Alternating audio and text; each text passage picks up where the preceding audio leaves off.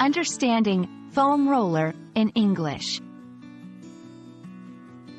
Hello everyone, and welcome to our English language learning series.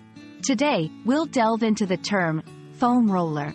Whether you're a fitness enthusiast or simply curious about this common phrase, we're here to clear things up. Let's roll into the details.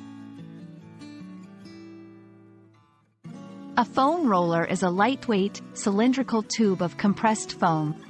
It's an exercise device used for self-myofascial release, which is a fancy way of saying it helps relieve muscle tightness and improve blood flow.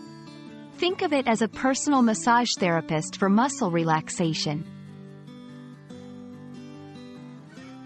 The term foam roller originates from the object's material and shape. Foam refers to the polyethylene, EVA, or expanded polystyrene that the roller is made from, while roller describes its ability to roll over various parts of the body. Foam rollers are versatile tools used in physical therapy, gym workouts, and home exercise routines. They help in stretching, improving core stabilization, and increasing range of motion. They are also widely used for post-exercise recovery. Using a foam roller is simple.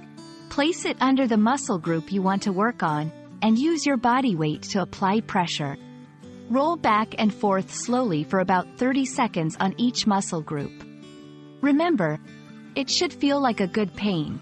If it's too much, ease off a bit. Incorporating a foam roller into your routine can lead to many benefits, including reduced inflammation, scar tissue breakdown, and stress reduction. It's also known to enhance recovery after workouts and improve overall flexibility. We hope this video has expanded your understanding of the term foam roller and how it's used. Remember, learning a new language includes learning about the culture and practices where it's spoken, and fitness is a big part of that. Thanks for watching, and keep rolling along in your English learning journey.